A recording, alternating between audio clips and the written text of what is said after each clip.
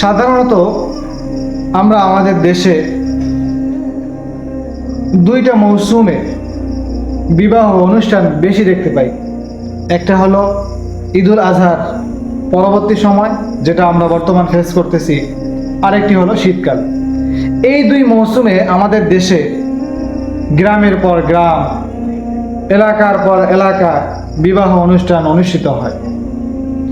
নিঃসন্দেহে বিবাহ এটা আল্লাহ তাআলার একটা মহান নেয়ামত এবং রাসূলুল্লাহ সাল্লাল্লাহু আলাইহি সাল্লামের একটা গুরুত্বপূর্ণ সুন্নাহ। রাসূল বলেছেন, আন-নিকাহু মিন সুন্নতি ফামান রাগিবা আন সুন্নতি ফালাইসা মিন্নি। বিবাহ হলো আমার সুন্নত, আর যে ব্যক্তি আমার সুন্নত থেকে মুখ ফিরিয়ে নিল সে আমার দলভুক্ত নয়, সে আমার উম্মতের অন্তর্ভুক্ত নয়। আসসালামু আলাইকুম ওয়া রাহমাতুল্লাহি ওয়া বারাকাতুহু। আলহামদুলিল্লাহিল আকরাম আল্লাযী খালাকাল ইনসানা ওয়া কাররাম ওয়া আল্লামাহু মিনাল বায়ানি মা লাম ইয়ালাম। فسبحان الذي لا يحصى امتنانه باللسان ولا بالقلم، ونشهد أن لا إله إلا الله وحده لا شريك له، ونشهد أن سيدنا ومولانا محمد عبده ورسوله. أما بعد، فأعوذ بالله من الشيطان الرجيم. بسم الله الرحمن الرحيم. ومن يتق الله يجعل له مخرجا ويرزقه من حيث لا يحتسب. وقال عليه الصلاة والسلام: النكاح من سنتي فمن رغب عن سنتي فليس مني، أو كما قال عليه الصلاة والسلام. সম্মানিত হাজিরিন, আজকে আমরা এমন একটা বিষয় নিয়ে আলোচনা করতে যাচ্ছি যে বিষয়টি আমাদের সমাজের প্রতিটা পরিবারের সাথে জড়িত। সে বিষয়টি হলো বিবাহ অনুষ্ঠানে ইসলামী আদর্শ ও হারাম বাদ্যযন্ত্রের ভয়াবহতা। বিষয়টি কি? বিষয়টি হলো বিবাহ অনুষ্ঠানে ইসলামী আদর্শ ও হারাম বাদ্যযন্ত্রের ভয়াবহতা। সম্মানিত হাজিরিন, সাধারণত আমরা আমাদের দেশে দুইটা মৌসুমে বিবাহ অনুষ্ঠান বেশি দেখতে পাই। একটা হলো ঈদুল আজহার পরবর্তী সময়, যেটা আমরা বর্তমান ফেস করতেছি, আরেকটি হলো শীতকাল। এই দুই মৌসুমে আমাদের দেশে গ্রামের পর গ্রাম, এলাকার পর এলাকা বিবাহ অনুষ্ঠান অনুষ্ঠিত হয়। নিঃসন্দেহে বিবাহ এটা আল্লাহ তাআলার একটা মহান নেয়ামত এবং রাসূলুল্লাহ সাল্লাল্লাহু আলাইহি সাল্লামের একটা গুরুত্বপূর্ণ সুন্নাহ।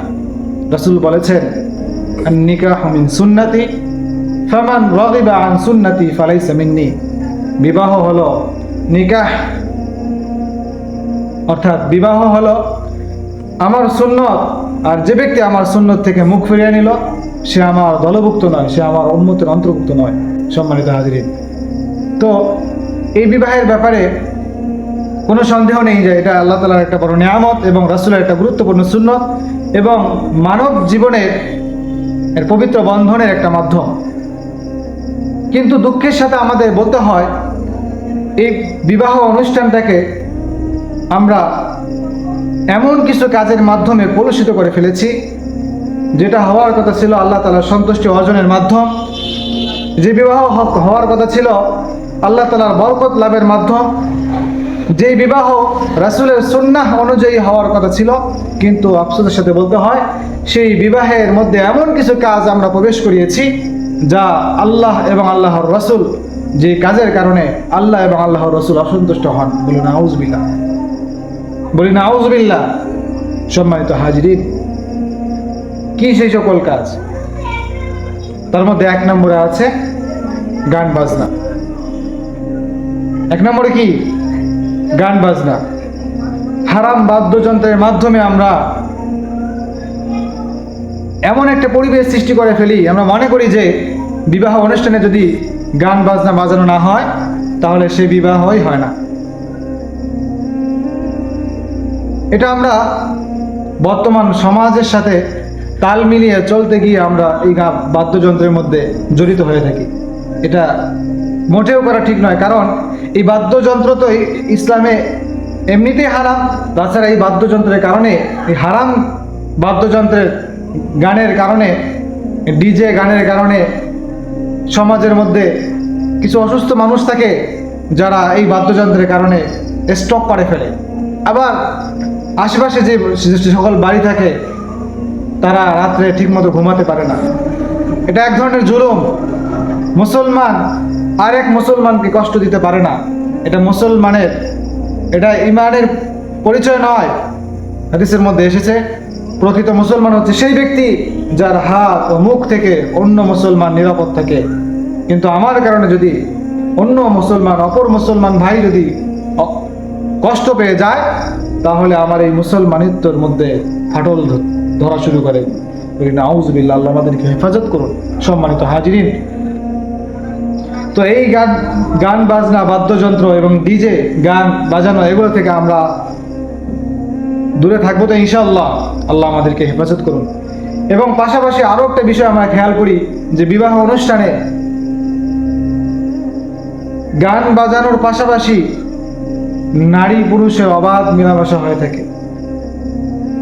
সম্মানিত হাজিরিন, এই নারী পুরুষের অবাধ মেলামেশা এটা আমাদের বন্ধ করতে হবে। আমরা সমাজের সাথে তাল মিলিয়ে চলতে গিয়ে এমন কিছু কাজ করে ফেলতেছি যে কাজের কারণে আল্লাহ কিন্তু অসন্তুষ্টি হচ্ছে।